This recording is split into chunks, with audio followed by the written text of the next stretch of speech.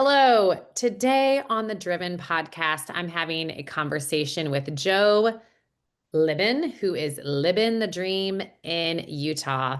He's a really funny guy, full of wit, full of wisdom. He gives a few nuggets of truth for any first-time home buyer or someone who's approaching that age. He gives 4 tips on what to do to start getting ready to have a secure financial future and to build great wealth. I think you'll really enjoy our conversation, and you'll get to know Joe and what makes him tick. Today's episode is sponsored by Driven Relationships, where business growth starts with genuine human connection. At Driven, we believe that loyalty and referrals don't come from transactions, they come from trust. If you are ready to build lasting client relationships and stand out in this noisy digital world, visit us at drivenrelationships.com. Joe Libin, hello, my friend. Greetings, Kelly. It's so Greetings. nice to see you. Joe, you and I have known each other for over a year. I love how we got connected. One of my clients, who's a loan officer in Phoenix, knows you through the Buffini network. But interesting enough, we're both in BNIs, you in Utah.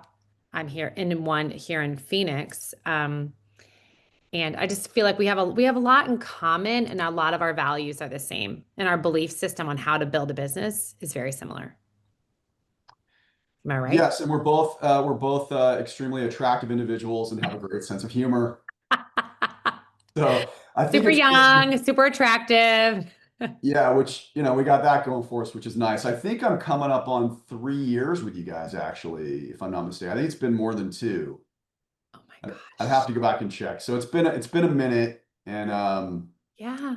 I'm Thank happy that you. we got Thank you. connected through Brian, and I'm happy. I was just I didn't question. I'm like, yeah, this makes sense. I'm doing it. It's kind of like Yeah. the BNI, the power of two to influence one, but in a good way, not in a salesy, manipulative way or anything. But I could just see the value in what you guys were bringing to the marketplace. Yeah.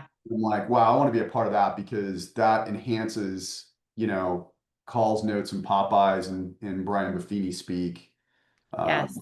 Being able just to better communicate with our clients and stay in front of them. So. So, what Driven Relationships does for you is what the Buffini coaching preaches, that the best way to grow your business is through your database, right?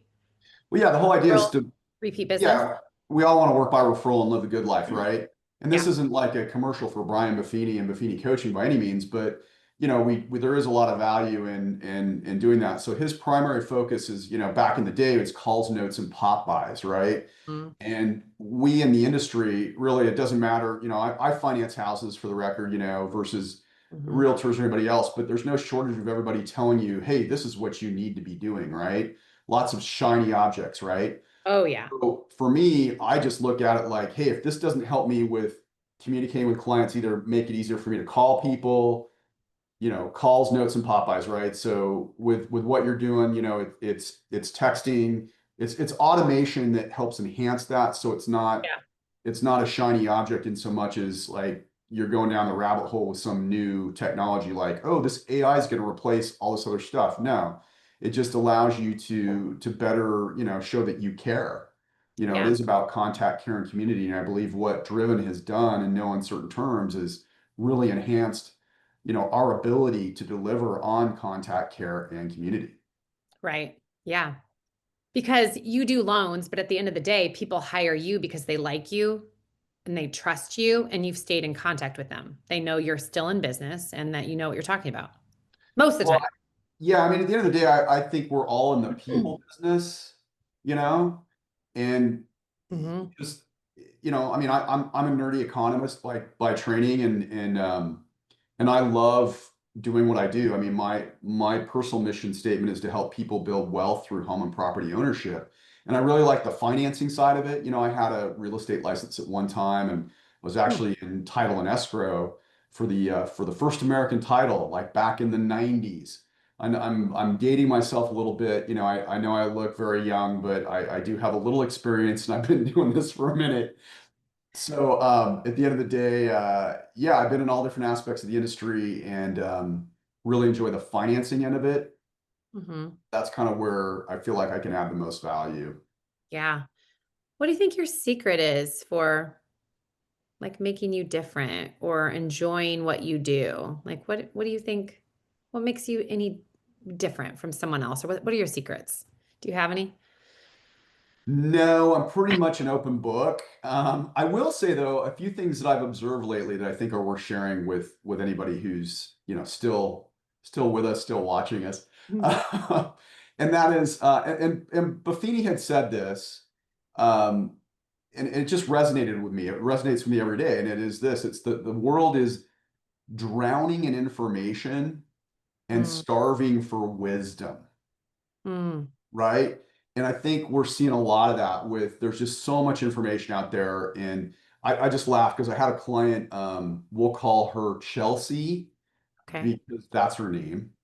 And so Chelsea had sent me this email, and her mom, was moving here and wants to buy a place here in the next little bit. Her lease is up like in April of next year. Mm, And, but her mom had a bankruptcy and she was trying to get out ahead of a bunch of, there's a lot of moving pieces, which is for pretty normal, right? But it was really obvious to me in the email that she sent me that she levered the tar out of AI. Like this was Oh, just pure chat GBT, and she had it all bulleted out. It was formatted. yeah. And I'm kind of chuckling because it's a classic example of too much information and there's no wisdom. So she's sending me all this stuff that she sort of generated questions to ask me using AI.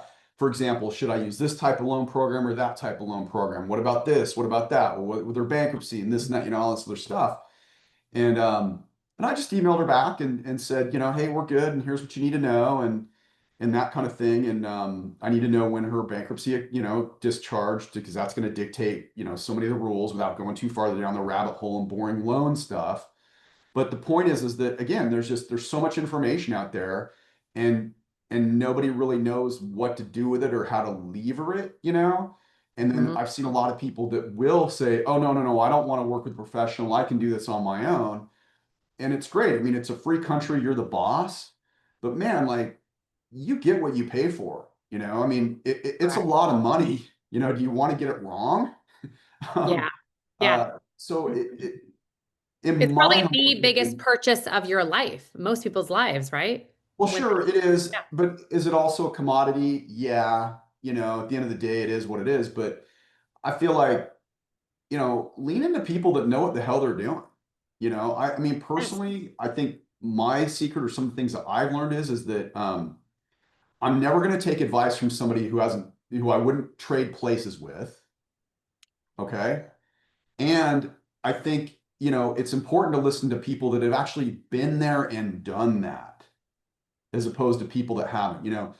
Again, getting back to some of these podcasts and things, they were on the island on Monday, they got kicked off the island on Tuesday, and their biography comes out on Friday, right? And Mm, yet they really haven't done anything, you know. I know that Buffini also tells a story about some gal that wrote a book for first-time home buyers on how to buy your first home. Yeah, she used the proceeds of the book to actually buy her first home. So she just, fake it till you make it, right? Um, interesting. but it's Yeah. it's sort of disingenuous. So I think the takeaway there is when you're reading different things or you're looking at different things, I read a lot of times, like I read the New York Times, I get the digital version, and I Mm, know it leans left and all that, but I mean it's well written. The people that write it are professionals, but I love to click on their names and actually read their background, mhm. right? Because I'll read some stuff that they'll release on the industry, and I'll be like, that's kind of missing some pertinent information. That's not quite true. Mm, But I'll go back and I'll look at them and say, like, what's their experience or what are they? Because it's all through a lens, right? Like news is not news anymore. News it's a presentation of the news presented from a certain slant, be it left, right. right, middle, but go look at the people that are writing it, and see what the background is. I mean, have they been there and done that? What type of experience do they have? On the lending side with me, there's a lot of I'll just say sorry, I'll just say yahoos that are out there. I mean, in the lending world, on the real estate side, whatever, go look at their history. We have these we have to be registered with this thing called the NMLS, the National Mortgage Licensing Hmm. System. We have these numbers and stuff. Well, you can go to consumernmls.com and you can look at anybody's history across the whole US and the entire country, right? Hmm. Go pull somebody up and click on their job history and just have a look, you know. Look at look at reviews, like do a little bit of research. Granted that, what I do, it's a lot of money, but on the flip side, it's a commodity. If you're dealing with somebody in a call center, you know, look at their experience and then look at what their incentive or their motivation is. Most of the time, everybody in our line of work, they just want one thing. They just want volume, volume, volume. They don't care about anything other than volume. I'm opposite. I don't care. It's not how much business you do, it's how you do business. And Hmm. it's sad to say, Robin, but I'm sorry, Robin, Kelly. I know Robin's on my team. Robin's your Robin's on your favorite. We team. get it. We get it. Yeah, it Robin's happens all the time. everyone's But the thing is, Kelly, like for me, favorite. my whole pitch, if you will, and it's not even a pitch, is like, look, man, I actually care. Yeah. I'm here before, during, and after. I mean, I love what I do and I care. And so Yeah. when you have questions, I've got answers, and I really love to educate people, and I love to take the time to do it. So for me, I'm not looking to do 10, 20, 30, a month. But everybody's telling me, hey, Joe, you need to be doing blah, blah, blah. You need to be doing all this Yeah. volume. And I just don't buy into that. It's not what I want to do. If I can serve, Yeah. 4 to 6 people a month, that's great. I'm doing great. And more importantly, I can help them and I can educate Right. them. Right.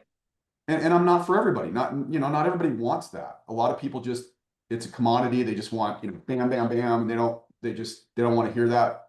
Cool. I'm not a good match for them. But for the Hmm. people that want to know and become educated and they want someone that takes the time, that's who I sort of map best to. Yes. So Yeah. long answer to your short question. Sorry. Yeah. I think it's an interesting concept to build the life you want. I think we're all trying to create everyone's definition of success is different. And we're all trying to create a life that we enjoy, right? Yep. So I think being a small business, being a medium-sized business, being a huge scaled business, they're all different things. And you have to decide as a business owner and as a human being, like what kind of life and business you want to create. Um, I feel like I'm at a spot where I'm easily able to serve over 100 clients. But I feel like I've been at that spot for a long time, like just over that. And I'm thinking, do I keep it at this spot? Do I keep it with the size team that I have? Or do I push? I know with the size team I have, I can serve a lot more people. Um, but I'm like, do I scale this? Do I grow it? Do I want to turn this into a crazy empire? Or am I happy with what I'm doing? And I think we all have to figure that out. And I like your perspective on, like, you've made a decision on how you want to run your business. Yeah, I love that. And it is something that you have to figure out. But I also think it's important, travel's a big deal and being of a global mindset, I think is a big deal. And what Okay. I've come to learn a little bit, and maybe I'm out in left field, but this seems to be a uniquely American issue where we're very, very, dare I use the word, driven. um, Yeah. you know, it, that you have to be doing all these things, right? Well, guess what? You don't have to be doing anything. You get to choose what you want Right. to do. I mean, Kelly, people will die for their autonomy, right? Mhm. And so for me, like I've just had it up to here with all the people that are saying, you need to be doing this and you need to be doing that. And I take a step back and I go, well, what's the motivation? What is their motivation for telling me why I need to be doing all these different things? And I found that the motivation is because they make money on my back.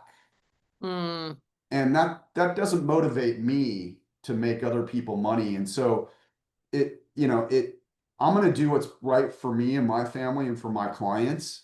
And I can only serve the amount that I can serve and still be involved. I mean, I actually enjoy what I do for a living, and I enjoy actually Yeah. being in an actual loan officer and underwriting business and doing that myself. I've found that most of the folks in my line of work, they just shuffle people off to the team. They're just Yeah. marketing people and they're out selling interest rates or whatever. And it's just, I want nothing to do with that. I just want to help people and serve them and educate them and give them choices. That's Yeah. it. So anyone who gives you a referral or gives you an introduction, you Hmm. personally work with that human being, that Yeah, referral. yeah. I don't have a team at all. I mean, I have Lauren, my processor that helps out. But no, I mean, I got one phone number. It's my mobile number, and you talk to me and I answer my phone. And, a lot of it's not during 9 to 5. A lot of what we do is weekends and things like that. And that's fine. That's normal. But yeah, I mean, I enjoy it, and I have people send me their stuff, and I actually underwrite them all in advance myself. I mean, it's very old school. I found to be, I'm a bit of a dinosaur, and but it works for me. It's not Yeah. a Yeah. contest. I mean, one of the other things that I love, there's a saying, there's always going to be a guy with a bigger jet, right? So the moment you start comparing yourself to other people, that just steals your joy. Right. And there'll always be people doing a hell of a lot more production than me, and there'll always be people doing a hell of a lot less. And at the Hmm. end of the day, I don't mean to be rude, but I really don't care Yeah. because it's not a contest, and it's, I live my life, and if they want to go do this or that, God bless them. Yeah. Yeah. Everyone, Yeah. that's the whole thing that people have their own autonomy, and Yeah. it's America. You're the boss. Yeah. It's a beautiful thing. So do you Mhm. have goals of like number of families you want to help or volume of what you try to do every year? Because I think you're commission only, right? With what you Yeah, do. yeah. I mean, I'm as self-employed as anybody is. Yeah, I mean, Okay. we're Okay. 100%. Yeah, I have no guarantees. I used to back in the 2000s. I used to have to whisper this, but I won't anymore. But I ran the subprime lending for Chase Bank here in Utah, Okay. JP Morgan Chase. I was also one of the top guys at Wells Fargo, so I worked for the two biggest banks in this country. When I Mhm. ran the subprime team in '06, '07, '08, I had a uh, I had a huge base salary of, I think it was like 3 grand a month. Okay. And that's the last time I had any sort of a, quote, guarantee. Okay. So yeah, I mean, I'm as self-employed as it gets, just like any other person in my line of work or realtor or whatever. So yeah, I'm 100% on that. And so yeah, I mean, it's it's funny because they're like, there's no ceiling, right? Well, there's no floor either, Right.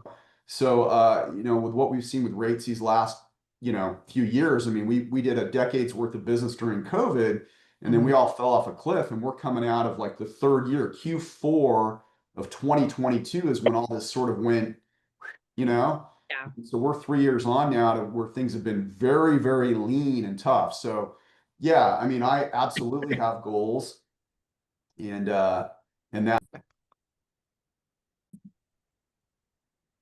Okay, so I just had to pause this because I kind of had a coughing attack. So I got a cough drop. But Joe, while I was doing that, he is so committed to customer service that in the like 3 minutes that we paused, Joe locked in a client, right? I Am I did. I right? just I just locked in some first-time home buyers here, so Oh, it goodness. did us a break, yeah, because the market's starting to go south again. So I was able to grab what I promised him. So That's we're all amazing. good. Okay, so Yeah. Joe has a Yeah. huge commitment to customer service with his clients. Um, okay, so if you could give some advice to a first-time home buyer. So you have a young adult son, I right? do. Okay. Yeah, 22. I have two young adults and one 16-year-old. What kind of advice would you give to someone who's in their late teens, early 20s for Oh, getting oh, I've into a got. home? Like, what are some things that young adults who are responsible, who want to move their life forward, what are some of the things they can be doing now or thinking about to prepare for that? Ooh, I love that one. Um, I've got a couple nuggets here, and the first one is read George S. Clayton's The Richest Man in Babylon. Mm-hmm. Um, Okay. Gold is reserved for those that know its rules and abide by them. Okay. What the hell does that mean? Pay yourself first. Okay. I learned this. I read this. Gosh, not only did I read it, but more importantly, I put it into practice. I think it was around 2009 or so. But I'll just give you real quick. These are the four things that you do to build your wealth. So again, I guess I'm looking at this from a wealth building Yeah. perspective, not anything else. So for kids that are young, because they have the time value of money, right? So Hmm. the first thing you do is you pay yourself first. You max out your 401k. Now, when you're a young Okay. kid, you're in your 20s or whatever, that isn't really going to happen based on your income, probably. So just do this. Simply say, because I'm in Salt Lake, right? Yes. A lot of LDS folks here. You're in Arizona, where you probably even have more folks, but they do the 10% tithing to their church. Well, I'm Hmm. going to tell you, do 10% to yourself. Pay yourself first. Take 10% of what you gross and Hmm. throw it in your 401k. And if you don't have a 401k, throw it in a Roth IRA, whatever. Pay yourself first, 10%. Second Okay. thing you do, don't finance your lifestyle, man. Pay off all your junk debt, credit cards, cars, student loans. Okay. I know that's easy to say and really hard to do, but just drink the Kool-Aid for now, right? Okay. And the third thing you do after you've done number one and number two is you do the emergency cash. You need to have six Yep. months worth of emergency cash put away. Just sit in the bank. It's not there to Yep. make you any money. But if Yep. you get, God forbid, you get in a car wreck or something, you can't work, you need that money to kind of get you by Yep. until disability stuff can kick in if hopefully that's never going to happen, right? Yep. And then the fourth thing you do after doing one, two, and three, and remember, one never goes away. Hmm. But number two, after you pay off all your junk debt and all that stuff, that can go away. And then after you have your emergency cash, that can go away. Number four, that's when you invest in other things like real estate, like owning a home, okay? Or if you already have a home, other things, other stocks, bonds, mutual funds, things like that. Okay. But I just kind of cringe because I'll have people come to me and they'll be like, "Well, I want to own a home or I want to buy a rental property," and I'll pull their credit, and they've got like $18,000 worth of credit card debt. Mm-hmm. And it's like, how do you have credit card debt? You want to buy a home and you want to like be a landlord and make money in real estate. Do you know what interest rate, well, the rates are so high, or the price, like, what are the rates on your credit cards? Mm. Right. Oh, well, I You're just okay did with that? Right. 0% transfer things. Okay, sure. And why do they do the 0% thing? What are the credit card companies doing? Why are they going to give people money like that? Why do they do those promotions? Because what do they know, Kelly? You'll spend more of it. You're not going to pay it off. Exactly. You pay a Yeah. fee when you put it on there. They have big data. They know you're going to screw it up and then they're going Yeah. to stick you. Yeah. Here's what you You're do. going to win somehow. You're Yeah. going to What you lose. do is you don't have that. You pay that crap off and you Yeah. don't finance your lifestyle. Yeah. So in conclusion, what the advice I give young kids today are those things like pay yourself, like my kid just got his first job. He just started on Wednesday. Congratulations. Thank you, because it's been a rough go for kids right now, Yeah. getting out of college. I mean, there's no Yeah. jobs, but we won't talk about that right now. We'll keep it positive. Okay. Okay. So it's like, hey, 10% of what you pay right into the 401k, you're never going to miss the money.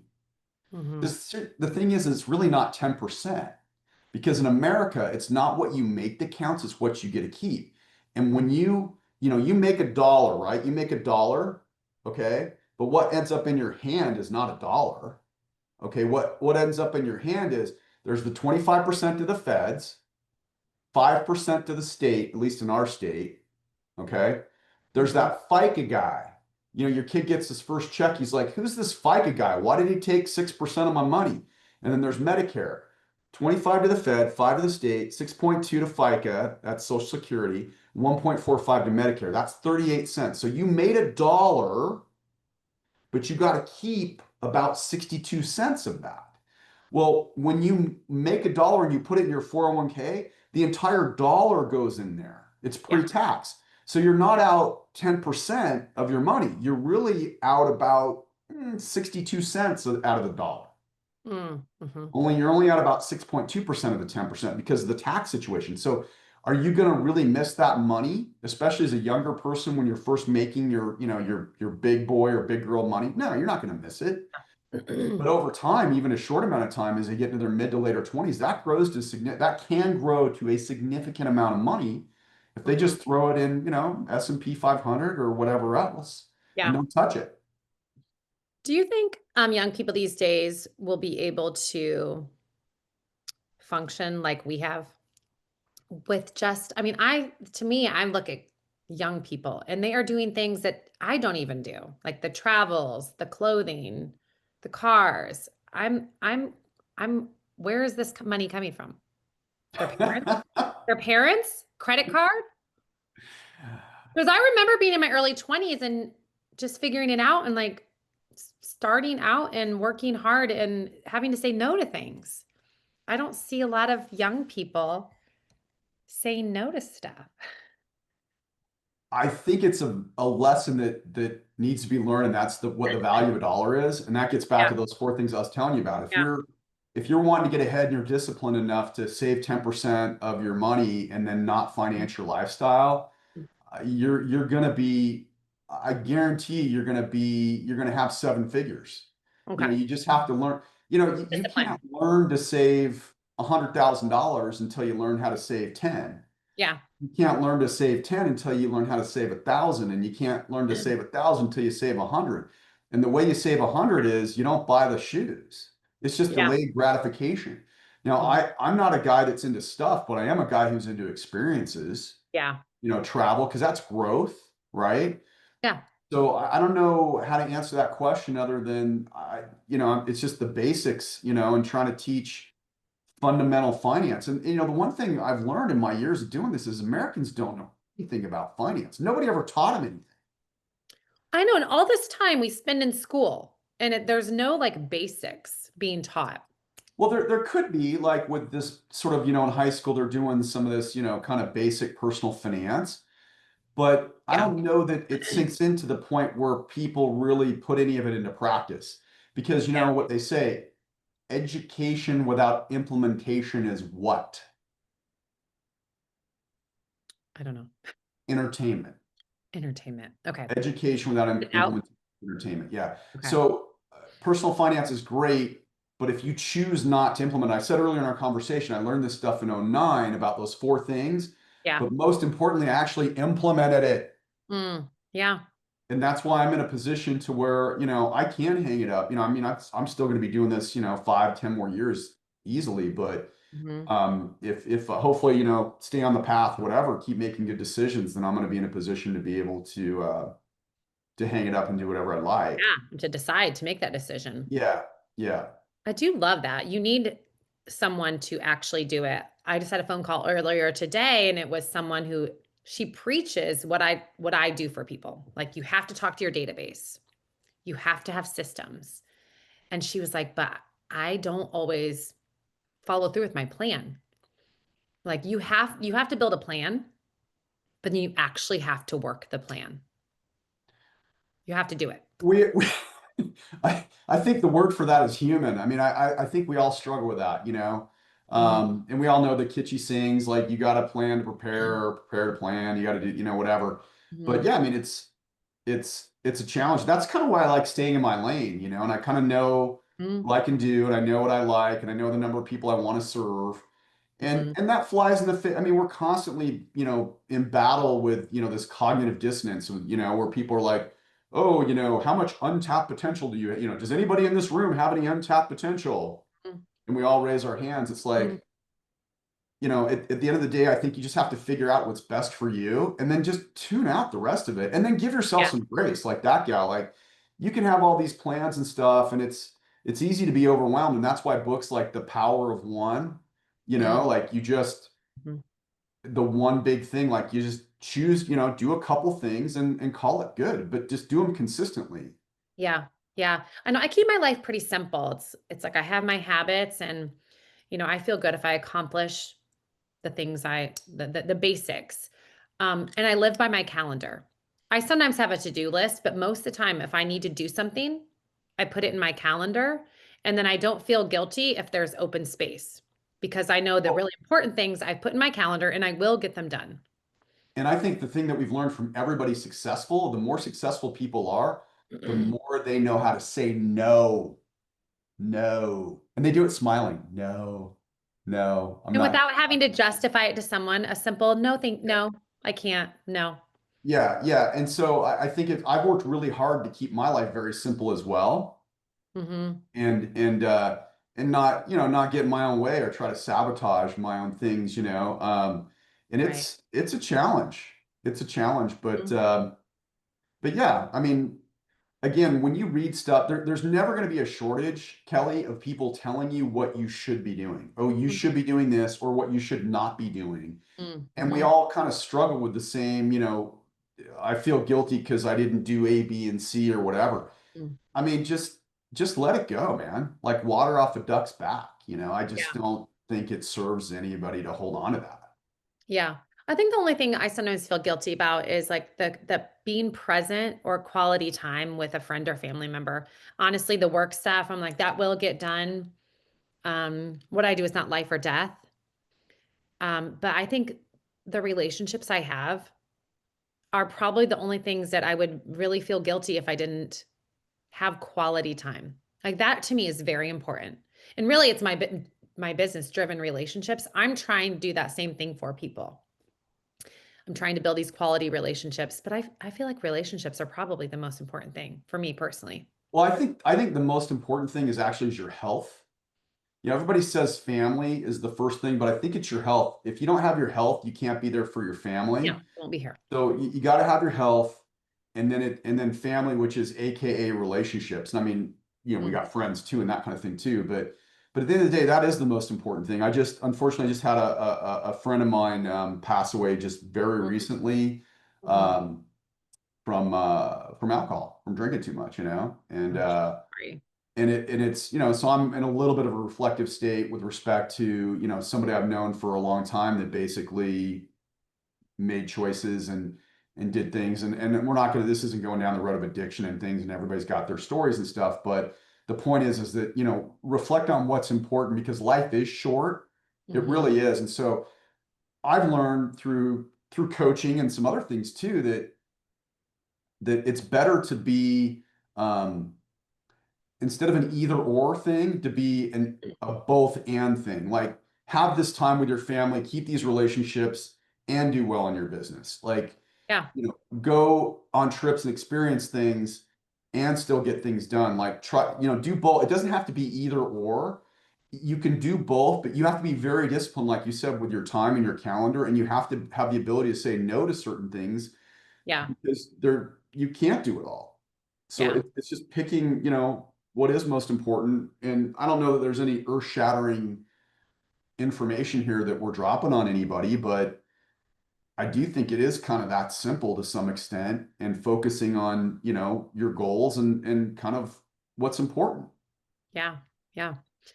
Um, who has helped you become who you are? Has there been like you have some wisdom. Did you get this all on your own or do you have like a major influence in your life? A Yeah, person, major influence in my life. a person. I, I always joke that, hey, Kelly, we're special, but we're not that special. Um, And so I think it's the proverbial village. I picked up a lot of stuff from a lot of people over the Yeah. years. And, a lot of I mean, I've really enjoyed, being with Buffini and doing the coaching thing. Yeah. Like right now, I'm not on one-to-one coaching, but I've been in the Buffini system since 2011. Okay. I've been in BNI since like the same time. We're 15 years in our chapter. Uh, Really? yeah, so I really enjoy learning a lot from other people. I enjoy reading things. I think it's tough as we've gotten older, and especially with society. I think we're all very triggered from COVID. I don't think anybody's talking about this, but post-COVID, I think we've all lost our minds. Like nobody's patient with anything. Nobody like Mm, this podcast. If somebody's still watching us at this point, God bless you, because most people, they don't have the attention span. I know I don't. So if you're still with us, thank you. Uh, yes. We're gonna wrap it up soon. Good job. Yeah, we'll end soon. But Yeah. I think it's been a proverbial village, if you will. It's reading certain books, it's listening to coaches, and it's a lot of it's parenting. I mean, there's parroting, like as not a parent, but there's nothing new under the sun. People are repeating some of the same things, but there's certain pieces of wisdom that are timeless. There's certain things like principles are timeless. There's trends are come and go like fashion, but there's certain things that I know to be true, and uh, and those are the things that I've learned from. So I think one of the best pieces of advice I ever got was, make it easy for people to do business with you. That's my number one mantra. That's always served me well. And, Like that. just a few other little things out there that I can throw out that maybe will help people. Hmm. I used a quote like that at the end of my team meeting today, something along those lines, like be very easy to work with and impossible to forget, or something along those lines. But I think be easy to work with. Yeah, make it easy for people to do business with you. I learned that from my grandfather, actually, not my father, Wow. but my grandfather. That was just a kind of that just was a little tuning fork moment in my mind. It's like, wow, that does make so like when I'm going along, because like, so much of what I do, I'm pushing paper. I'm trying to get just financials and stuff from people. Right. Is it a pain in the whatnot? Yeah, I get it. So I'm very cognizant. Let me try to make this as easy as Yes. possible. Help me to help you, Kelly, because I'm going to Yes. need A, B, C, and D. But this is, Right. I try to bullet it out and just make it very simple for people to kind of fulfill what I need. So like that's sort of front and center in what I do for a living. Hmm. But I think it's an important overarching concept. Just make it easy for people. And Right. that gets lost these days. People Yeah. want to make things so damn complicated. And it's I like, know. really? Or they want to make it easy for themselves as the business owner or the worker. You But it's, mean they're lazy? Is that well, what you're saying? or just like I want my systems. I want them to come in line with me. Which I mean, I kind of get that as a business owner. You need to have your systems that you can follow all the time, but you need to make it easy for the person that you're onboarding, for the client that you're working Well, yeah, people always know. I mean, it's no secret. We all know that people do business with people that they know, like, and trust, right? Well, what does that actually mean and how do you get there? Instead of you being on this side of the street or me being on this side of the street and yelling, "Hey, Kelly, come over here to my side of the street and see it from my point of view." If I come across to your side of the street with. Hmm. as your guide instead of being the superhero and trying to tell you how it is, if Hmm. I come to you Hmm. and I cross the street and see it from your perspective, Hmm. well, how's that going to make you feel about me?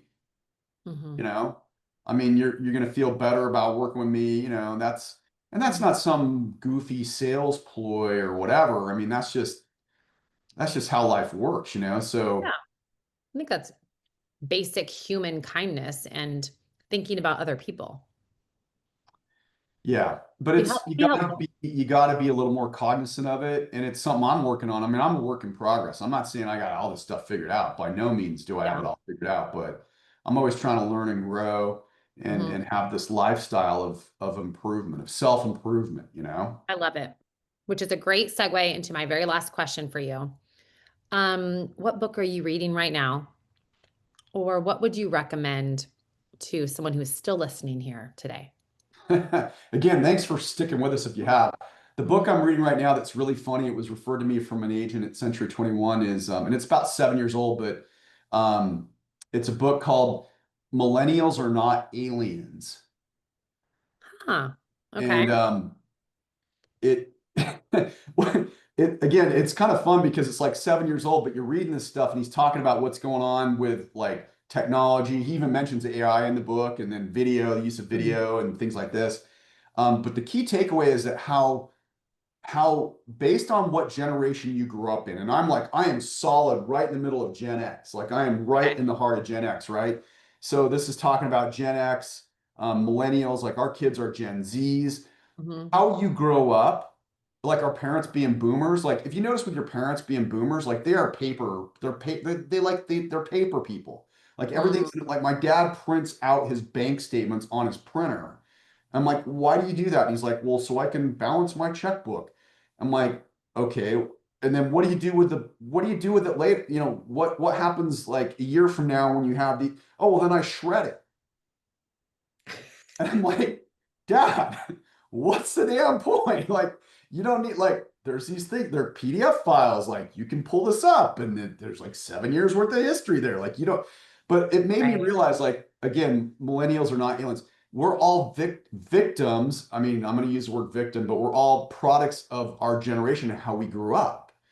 And it Yeah. has a profound shaping of how we view the world and Mhm. how we perceive how you do things and technology. So getting back to the question earlier about kids and like, how they're going about spending all this money or doing whatever, there's no accountability or they don't really get it.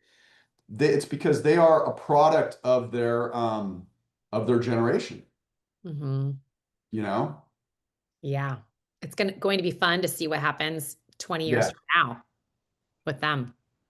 yeah. Okay, So well, I'll have to check that book out. Thank you so much. Joe, do you stay in touch with people on social media? You're not really a social guy, are you? You're not like an Instagrammer, no, I am. I mean, are I've you? got, you can hit me up on Facebook, because I am a Generation X guy. Okay. Okay. I'm on the LinkedIn, the Okay. Facebook. I call it the Ask Facebook, but yeah, I'm on the Facebook.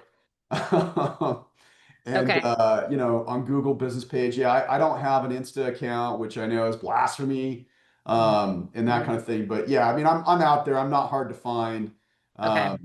My website is Utah Loan Plan. We live in Utah. You need a loan. You got to have a plan. You can just Okay. Google my name, Joe Libin. You'll It's pop I'm up. living the dream. Libin. I Yep. love it. So, and you can help people with loans in Utah and only? Only Utah. No, acres of diamonds, man. I only do business in Utah, and that's very intentional Okay. because again, there's just tons of folks I can help here, and I don't need to be all things to all people. Don't want to be. Yep. Okay. Don't I love want to it. I love that you know who you are, you know where you're going, and you know how to measure success. be. Yep. I really appreciate you and your time and your wisdom and your wit. It's always a pleasure, Joe. You too. I thanks so much for having me, and keep doing what you're doing. You really make a big difference in my business, and I really appreciate you guys. Thanks, Joe. Thanks again for joining us today on the Driven podcast, where we are all about growing relationships in life and business. We hope today's story reminded you that behind every brand, every business, and every big idea, there is a real person choosing to show up, stay rooted, and lead with intention. Your story matters. So keep building, keep loving, and keep doing the hard, beautiful work of showing up in both life and business. We'll catch you next time with another real inspiring conversation. And until then, never let love and kindness leave you.